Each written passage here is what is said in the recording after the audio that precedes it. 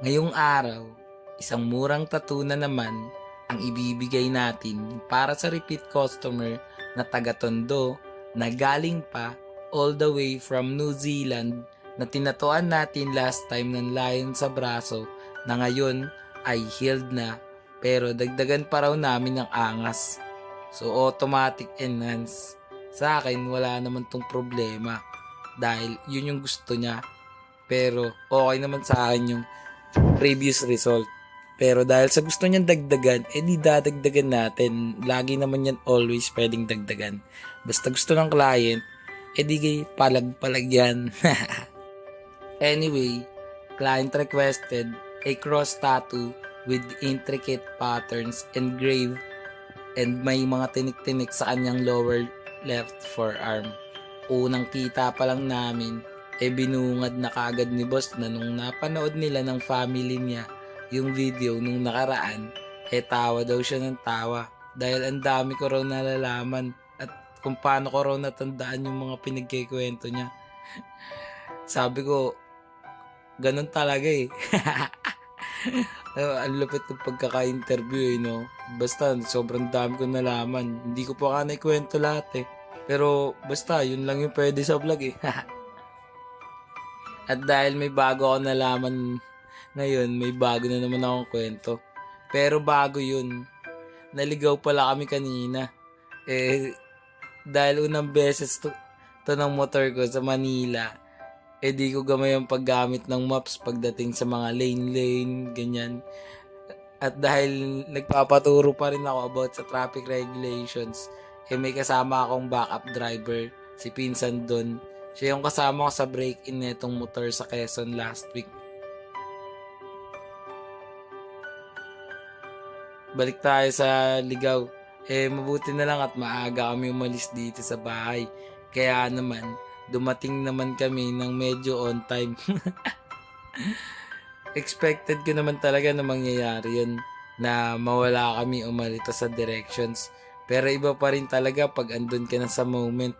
Talagang magkalong kamot ng ulo at tagaktak ng pawis ang mararamdaman kahit na malamig naman magmotor. Iniisip ko na lang na nag-stroll kami kanina dito. Ganun talaga, ayoko naman ma-stress o masira araw ko dahil lang sa simpleng bagay. Tsaka wala namang masama nangyari, naligaw lang ng konti. Kaya sinamantala na lang Kaya sinamantala na lang namin na enjoyin mag-rides dito sa Manila Loop. Paikot-ikot no? Pero at least yun, ang importante safety first.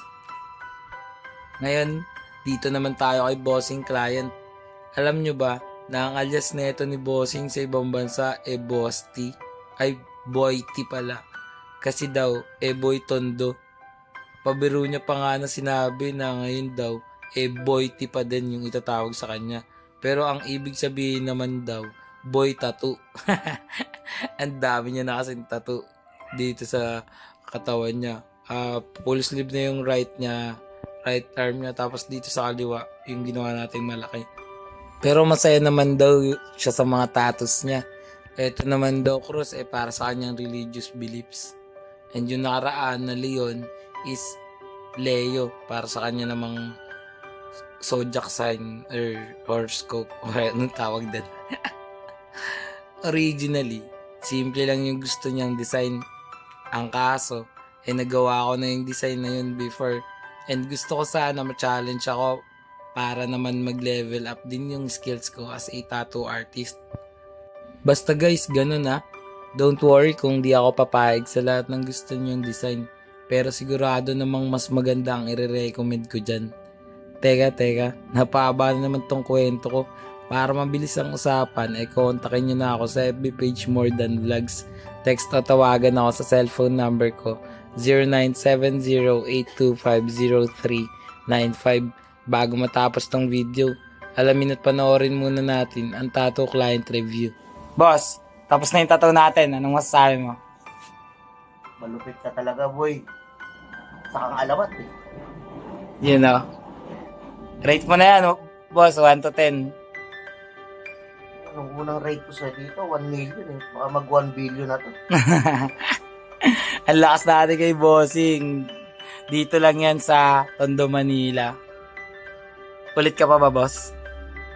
Baka punuin mo na yung katawan ko pagka balik ko rin Si boss nga pala, OFW natin yan from Lucia. New Zealand. And dyan, walang kadala-dala bago daw siya umuwi. Nagpatattoo siya nito. Guys, kita niya naman yan, no? Grabing sakita dyan. Detalye na yan pinagawa sa atin ni boss. And iyon. Sige, boss, ano yan? Sulit kahit masakit. Oh, yes. And yung tiger na yun, may iba kaming plans dyan. Kaya, kalma lang. Pero ito, at least natapos namin to for today. And yung lion na yan na in-enhance pa namin, mas tinibayan pa. Iba talaga. Sige boss, ulit, salamat sa tiwala. Ayos. Salamat.